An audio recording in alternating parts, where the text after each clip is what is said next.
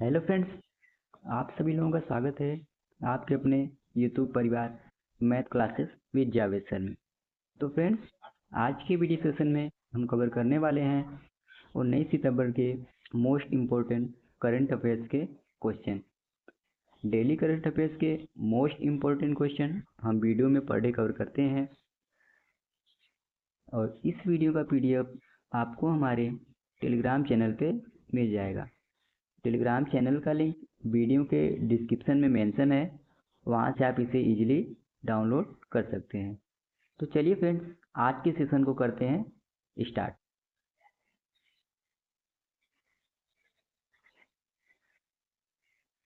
तो फ्रेंड्स, हम लोग जो कि पहले पिछले दिन यानी 18 सितंबर के करंट अफेयर्स का क्विक रिवीजन कर लेते हैं। इसमें पहला है, पीएम मोदी ने किस राज्य में सुभद्रा योजना की शुरुआत की? तो उड़ीसा राज्य में जो कि पीएम मोदी ने सुभद्रा योजना की शुरुआत की है। वंदे मेट्रो ट्रेन का नया नाम क्या रखा गया है? तो इसका नाम नमो भारत रैपिड रेल रखा गया है। हाल ही में SIIMA 2024 में बेस्ट एक्ट्रेस का पुरस्कार किसने जीता है? बेस्ट एक्ट्रेस का पुरस्कार जो कि ऐश्वर्या राय को दिया गया है। हाल ही में किसने दिल्ली के मुख्यमंत्री पद से इस्तीफा देने की घोषणा की है? अरविंद केजरीवाल ने अभी हाल ही में दिल्ली के मुख्यमंत्री पद से इस्तीफा देने की घोषणा की है। किस विभाग को राजभाषा कीर्ति पुरस्कार प्रदान किया गया है?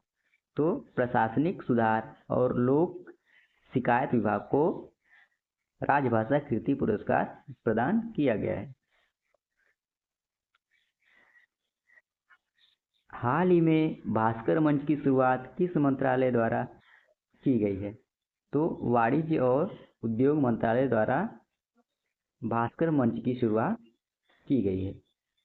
ग्लोबल बायो इंडिया 2024 का चौथा संस्करण कहाँ आयोजित किया गया है? तो इसका आयोजन जो कि नई दिल्ली में किया गया है। नौसेना के कमांडर स्तरीय सम्मेलन का दूसरा संस्करण कहाँ शुरू हुआ है? तो नौसेना के कमांडर दूसरे संस्करण का आयोजन जो कि नई दिल्ली में किया गया है। हाल ही में विश्व रोगी सुरक्षा दिवस कब मनाया गया है? तो 17 सितंबर को विश्व रोगी सुरक्षा दिवस मनाया गया है। हाल ही में ICC के अगस्त माह के सर्वश्रेष्ठ क्रिकेटर कौन बने हैं? दुनित विलालागे और हर्षिता समरविक्रमा को ICC के अगस्त माह का सर्वश्रेष्ठ क्रिकेटर चुना गया है। अब फ्रेंड्स, हम लोग जो कि आज के सेशन को कवर कर लेते हैं। हाल ही में दिल्ली की मुख्यमंत्री कौन बनी है? तो इसका सही विकल्प हो जाएगा डी, यानी आतिशी मान लेना। अभी हाल ही में जो कि उन्हें दिल्ली का मुख्यमंत्री घोषित किया गया है। आम आदमी पार्टी ने दिल्ली के नए मुख्यमंत्री के रूप में आतिशी का नाम घोषित कर दिया है। पार्टी की विधायक दल की बैठक में अरविंद केजरीवाल ने खुद जो कि उनके नाम का प्रस्ताव रखा है, जिसे जो कि सर्वसम्मति से स्वीकार किया गया है। आतिशी मार्लेना जो कि दिल्ली की तीसरी महिला मुख्यमंत्री बनेंगे और स्वतंत्रता के बाद जो कि भारत के किसी राज्य या केंद्र शासित प्रदेश की 17वीं महिला मुख्यमंत्री होंगे। इससे पहले की महिला मुख्यमंत्री की कार्यकाल, सुषमा स्वराज 12 अक्टूबर 1998 से 3 दिसंबर 1998 तक। सुषमा स्वराज को सिर्फ कुछ समय तक के लिए मुख्यमंत्री बनने का मौका मिला था, वह जो कि सिर्फ 52 दिनों तक जो कि मुख्यमंत्री बनी रही।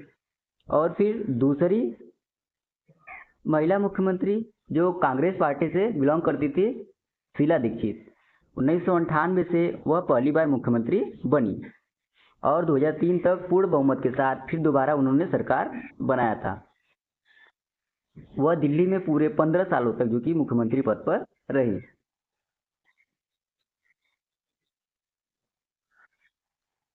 अब फ्रेंड्स, हम लोग जो कि दिल्ली के करंट अफेयर्स को भी कवर कर लेते हैं। 19वें CCI भारत दक्षिण अफ्रीका बिजनेस कॉन्क्लेव का उद्घाटन कहाँ पर किया गया है?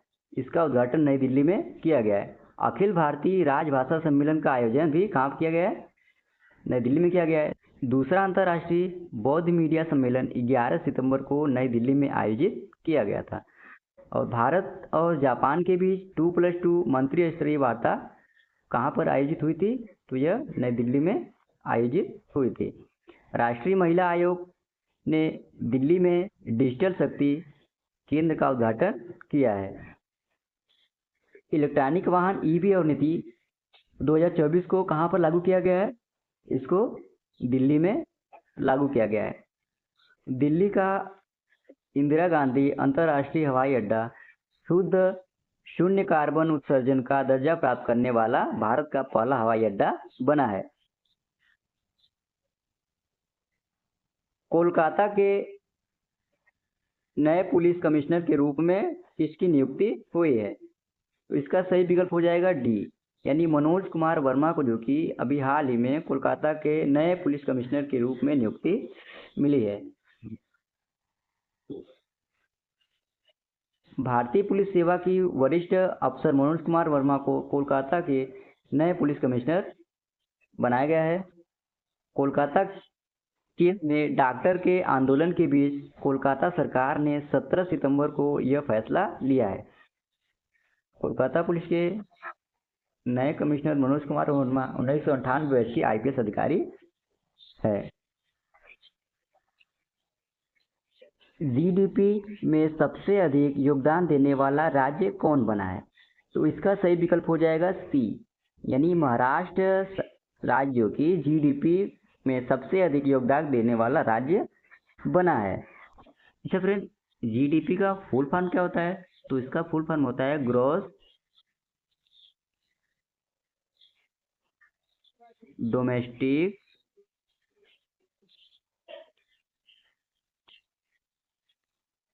प्रोडक्ट।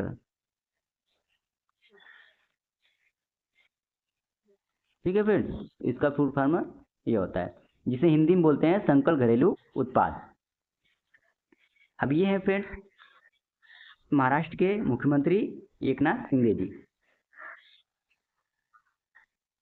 महाराष्ट्र GDP में सबसे अधिक उत्पादन देने वाला राज्य बना हुआ है, लेकिन इसकी हिस्सेदारी घटकर अब कितना हो गई है? 13.3 रह गई है। उत्तर प्रदेश की GDP हिस्सेदारी घटकर 9.5 रह गई है, जबकि बिहार की हिस्सेदारी 4.3 है। आंध्र प्रदेश, तेलंगाना, तमिलनाडु, केरल, कर्नाटक और भारत की GDP में जो कि 30% का यह राज्य योगदान देते हैं।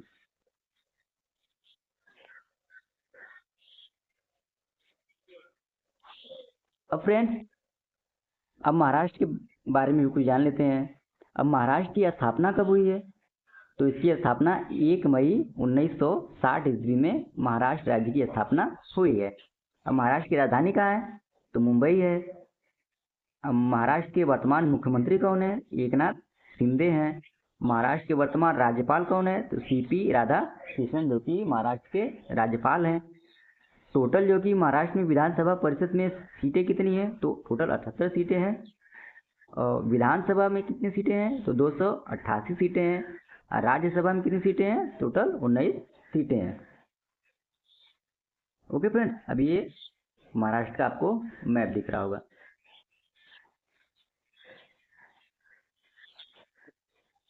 अब फ्रेंड्स, हम लोग जो कि महाराष्ट्र के करंट अफेयर्स को भी कवर कर लेते हैं।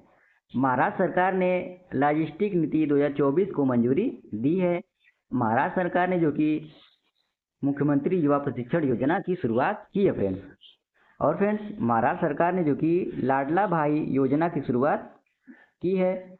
और महाराष्ट्र को 2024 का सर्वश्रेष्ठ कृषि राज्य का पुरस्कार मिला है। अब सुजाता सैनिक महाराष्ट्र की पहली महिला मुख्य सचिव बनी है। और महाराष्ट्र के माधवन में एक जो कि बंदरगाह विकसित किया जाएगा। यूनिफाइड पेंशन स्कीम यानी UPS लागू करने वाला जो कि महाराष्ट्र पहला राज्य बना है। अगला प्रश्न फ्रेंड्स, बंदरगाह जहाजरानी और जलमार्ग मंत्रालय के ब्रांड एम्बेसडर के रूप में किसे नियुक्त किया गया है? इसका सही विकल्प हो जाएगा ए, यानी मनु भाकर को, जो कि बंदरगाह जहाजरानी और जलमार्ग मंत्रालय के ब्रांड एम्बेसडर के रूप में नियुक्त किया गया है।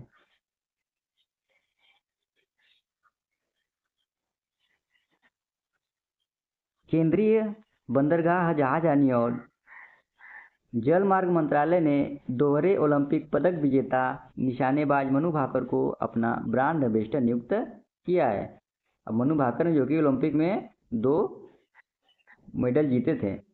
ओके फ्रेंड्स, इसकी घोषणा केंद्रीय बंदरगाह, नौवहन और जलमार्ग मंत्री सर्बानंद सोनोवाल ने 17 सितंबर 2024 को तमिलनाडु की राजधानी चेन्नई में आयोजित चौथे राष्ट्र के विकास के लिए नारी शक्ति का उपयोग कार्यक्रम में किया है। अगला प्रश्न है फ्रेंड्स, हाल ही में प्रधानमंत्री नरेंद्र मोदी ने कहां तूतीकोरिया अंतर्राष्ट्रीय कंटेनर टर्मिनल का उद्घाटन किया है? इसका सही विकल्प हो जाएगा डी, यानी तमिलनाडु में, जो कि नरेंद्र मोदी जी द्वारा तूतीकोरिया अंतर्राष्ट्रीय कंटेनर टर्मिनल का उद्घाटन किया गया है। प्रधानमंत्री श्री नरेंद्र मोदी ने वीडियो संदेश के माध्यम से तूतीकोरिया अंतर्राष्ट्रीय कंटेनर टर्मिनल के उद्घाटन को संबोधित किया। यह बंदरगाह का तीसरा ऐसा टर्मिनल है और जिसका संचालन JM बैक्सी समूह द्वारा किया जाएगा। अब इसका ड्राफ्ट कितना है फ्रेंड्स? तो 14.20 मीटर इसका ड्राफ्ट है। अब इसकी लंबाई कितनी है? तो 270 मीटर है और बर्थ और ब्रेकअप क्षेत्र सहित, जो कि यह 10 हेक्टेयर में फैला हुआ है। इसमें 6 TEU कंटेनर संभालने की क्षमता है।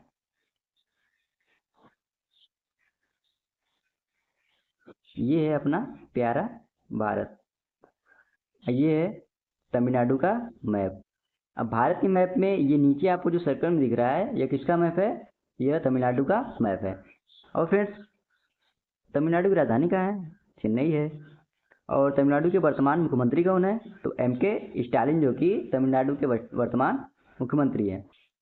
और फ्रेंड्स, ये भी जानते रहिए कि भारत में जो कि लौंग का सबसे बड़ा उत्पादक राज्य कौन सा है? तो वह तमिलनाडु है, जो पहले स्थान पे आता है।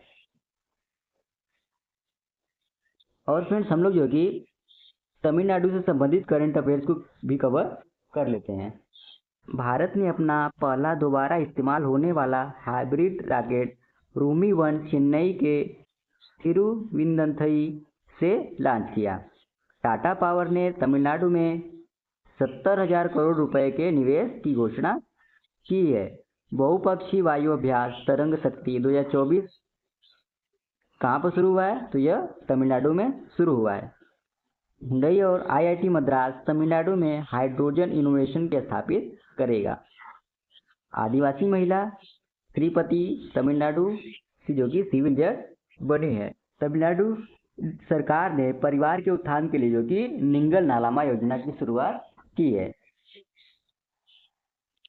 आगे चलते फ्रेंड्स। अगला प्रश्न है, भारत के पहले खरबपति कौन बनने जा रहे हैं? तो इसका सही विकल्प हो जाएगा डी, यानी गौतम अडानी भारत के, जो कि पहले खरबपति बनने जा रहे हैं। गौतम अडानी के 2028 तक भारत के पहले खरबपति बनने का अनुमान है। अडानी पहले ही अंबानी को पछाड़कर भारत के सबसे अमीर व्यक्ति का खिताब हासिल कर चुके हैं। रिपोर्ट के अनुसार अंबानी, जो वर्तमान में 111 बिलियन अमेरिकी डॉलर की कुल संपत्ति के साथ एशिया के सबसे अमीर व्यक्ति हैं, 2033 तक खरबपति का दर्जा हासिल कर सकते हैं। अब एलन मस्क के 2027 तक विश्व के पहले खरबपति बनने का अनुमान है। यानी फ्रेंड्स, एलन मस्क जो कि 2027 तक जो कि खरबपति बनने का अनुमान है, और जो कि गौतम अडानी का फ्रेंड्स तो 2028 तक खरबपति बनने का अनुमान है, और मुकेश अंबानी का जो 2033 33 से जो कि खरबपति बनने का अनुमान है।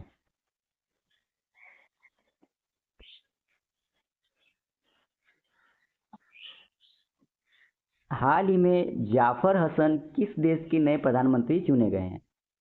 तो इसका सही विकल्प हो जाएगा फ्रेंड सी, यानी जॉर्डन के नए प्रधानमंत्री जाफर हसन बने हैं। किंग अब्दुल्ला द्वितीय ने जाफर हसन को सितंबर 2024 में जॉर्डन का नया प्रधानमंत्री नियुक्त किया है। जाफर हसन जो पहले चीफ ऑफ स्टाफ और पूर्व योजना मंत्री थे, बिशर खाशावने की जगह लेंगे। अब फ्रेंड्स, जॉर्डन की राजधानी कहाँ है? तो अम्मान है। अब जॉर्डन की मुद्रा क्या है? तो जॉर्डिनियन दिनार जो कि जॉर्डन की मुद्रा है। अब ये आप लोगों को रेड कलर में जो दिख रहा है, यह जॉर्डन का मैप है। ये विश्व मैप में है, ग्लोब में। अगला प्रश्न है, 8वें जल सप्ताह का आयोजन कहाँ किया जा रहा है? तो इसका सही विकल्प हो जाएगा डी, यानी नई दिल्ली में जो कि 8वें जल सप्ताह का आयोजन किया जा रहा है। राष्ट्रपति द्रौपदी मुर्मू ने 17 सितंबर 2024 को 8वें भारत जल सप्ताह का उद्घाटन किया। यह कार्यक्रम 17 से 20 सितंबर 2024 तक नई दिल्ली के भारत मंडपम में आयोजित किया जा रहा है। अब फ्रेंड्स, 8वें जो कि भारत जल सप्ताह का विषय क्या है? तो इसका विषय है समावेशी जल विकास और प्रबंधन के लिए साझेदारी और सहयोग देना। भारत जल सप्ताह जल प्रबंधन और उपयोग के मुद्दों पर केंद्रित है। 8वें भारत जल और प्रदर्शनी के भागीदार मंत्रालय पंचायती राज विभाग है। पहला भारतीय जल सप्ताह कब आयोजित हुआ था फ्रेंड्स? तो 2012 में जो कि भारत का पहला जल सप्ताह आयोजित हुआ था। हाल ही में नीति आयोग ने कहाँ उच्च शिक्षा के लिए एजुसिटी बनाने का प्रस्ताव रखा है? इसका सही विकल्प हो जाएगा ए, यानी मुंबई में जो कि उच्च शिक्षा के लिए एजुसिटी बनाने का प्रस्ताव रखा गया है। अगला प्रश्न है friends, hockey Asian champions trophy 2024 का खिताब किसने जीता है? तो इसका सही विकल्प हो जाएगा बी, यानी भारत ने जो कि अभी हाल ही में हॉकी एशियन चैंपियंस ट्रॉफी 2024 का खिताब जीता है।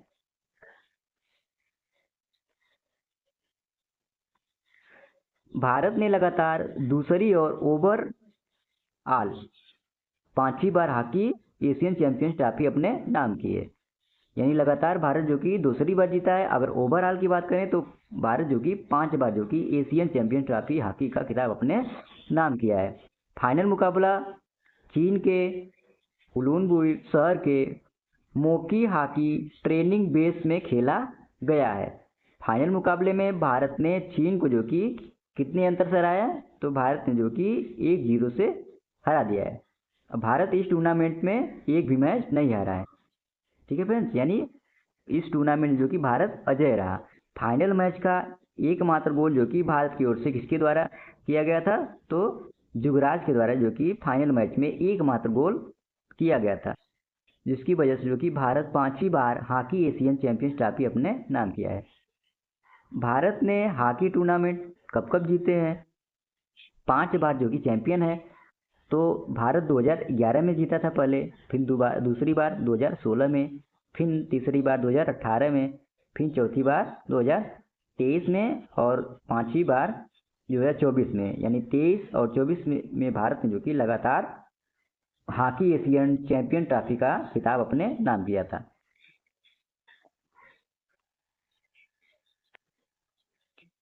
पुरुष एशियाई चैंपियंस ट्रॉफी का पहला संस्करण कब हुआ था फिर? 2011 में, जिसे किसने जीता था? तो भारत ने जीता था। टूर्नामेंट का आयोजन कौन करता था फ्रेंड्स? टूर्नामेंट का आयोजन एशियाई हॉकी महासंघ AHF द्वारा किया जाता है। AHF की स्थापना कब हुई है? तो 1958 ईस्वी में इसकी स्थापना की गई है। अब एशियाई हॉकी महासंघ का मुख्यालय कहाँ है? तो कुआला लमपुर में, जो कहाँ पर स्थित है, मलेशिया के अंदर। तो फ्रेंड्स एशियाई हॉकी महासंघ के अध्यक्ष कौन है, तो दातो फुमियो ओगुरा, जो कि एशियाई हॉकी महासंघ के अध्यक्ष हैं।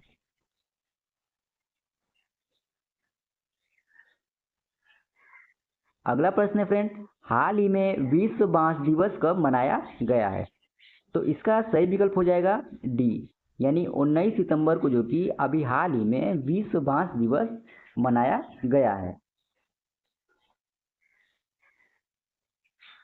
बांस के लाभों के बारे में जागरूकता बढ़ाने और रोजमर्रा के उत्पादन में इसके उपयोग को बढ़ावा देने के लिए, जो कि हर वर्ष 18 सितंबर को विश्व बांस दिवस मनाया जाता है।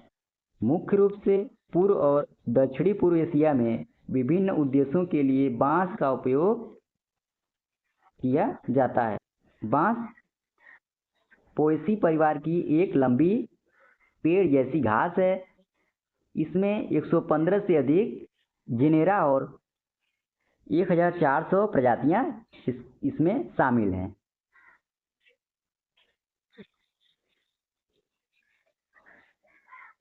अब हम लोग फ्रेंड्स 18 सितंबर 2024 के करंट अफेयर्स का क्विक रिवीजन कर लेते हैं।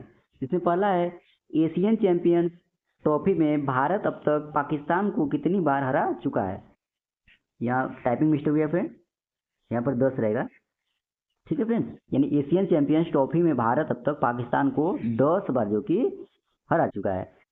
भारत ने हॉकी में अब तक कितनी बार एशियाई चैंपियंस ट्रॉफी जीती है, तो 5 बार जो कि ओवरऑल जीती है।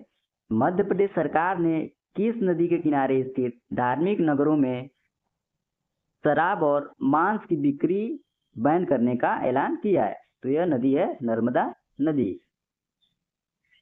नरेंद्र मोदी ने अपने जन्मदिन पर किस राज्य में सुभद्रा योजना की शुरुआत की है, तो नरेंद्र मोदी ने जो कि उड़ीसा राज्य में जो कि सुभद्रा योजना की शुरुआत की है। पहली वंदे मेट्रो किस रूट पर चलने जा रही है, तो यह जो कि अहमदाबाद से भुज के बीच चलने जा रही है।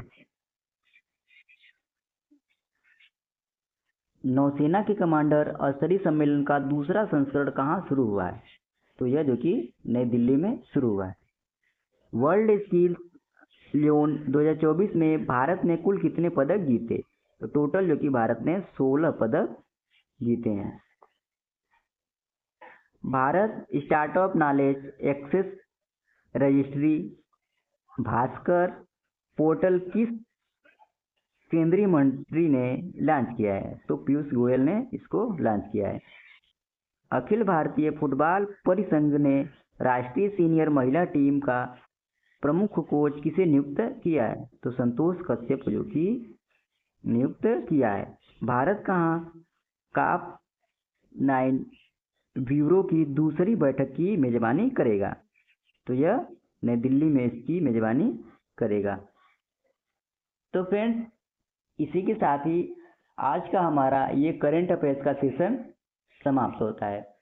आशा करते हैं आज का आपको सेशन अच्छा लगा होगा। और फ्रेंड्स इस वीडियो का पीडीएफ आपको हमारे टेलीग्राम चैनल पे मिल जाएगा।